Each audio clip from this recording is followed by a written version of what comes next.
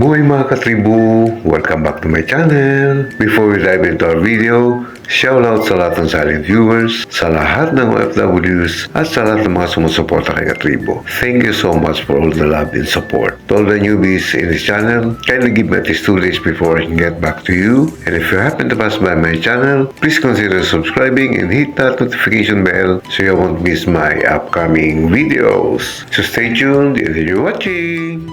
So mga katribo, nandito naman ako sa aking kusina. Samahan niyo ako at tayo magluto ng simple, masustansya at masarap na ulam. Yan, gagamit po tayo ng luya, bawang, sibuyas, siling green, siling labuyo, and of course, yung bida ng ating lulutuin ay Adidas ng Pinas. Dito ginamit natin yung ating kalangdiuling kasi magpapalambot tayo. Ayan, ginsan natin yung ating bawang, luya at sibuyas.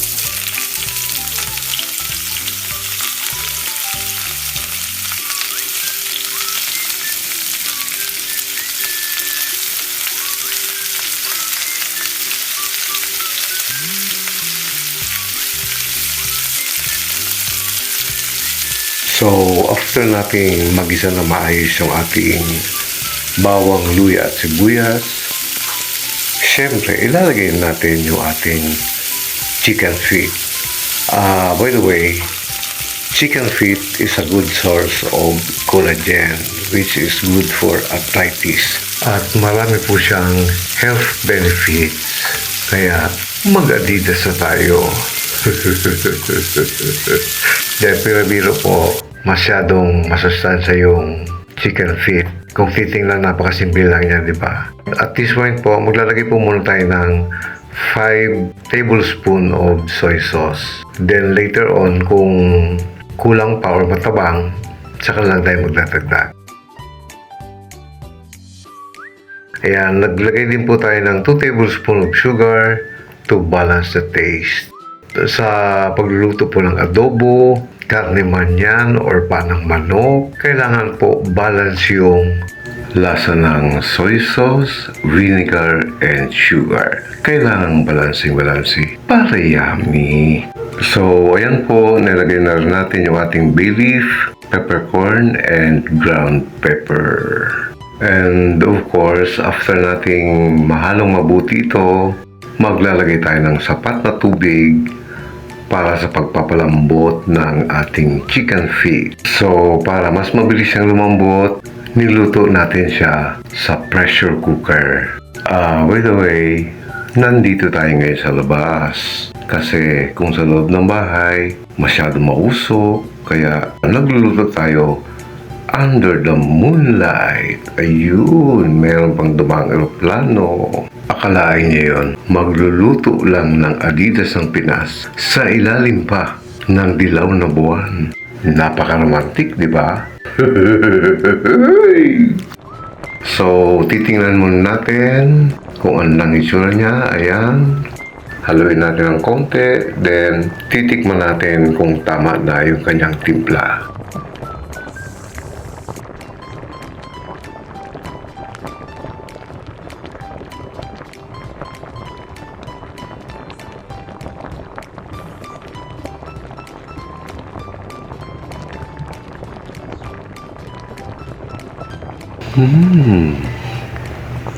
Sarap. Ang bango niya, my goodness. Okay na. So, at this point, maglalagay na po tayo ng sapat na vinegar. Then, tatakpan natin siya hanggang siya ay lumambot. So, ayan, malambot na po siya. So, ilalagay natin yung ating siling green and siling labuyo. Then, simmer for at least 2 to 3 minutes and ready to serve na po yan. Napakabango. Ayan. Ready na. Tada! Nakakatakam na tingnan. Simpleng ulam lang po ito pero masarap, masustansya, budget friendly, at pwedeng ulam at pangpulutan. Sa mga katribo natin dyan ng mga manginginom, shoutout sa inyong lahat. Isang tagay para sa tagumpay. Kampay!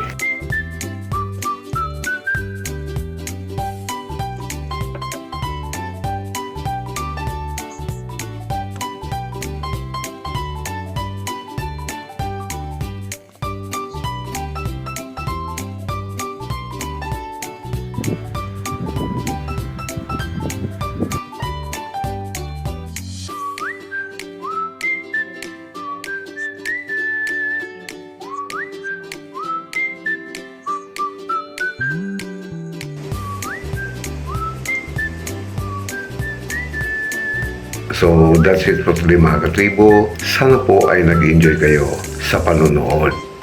By the way, shoutout sa aking mga ganda and very supportive channel members. Ayan po sila. Kindly visit their channels and please do support them. Thank you!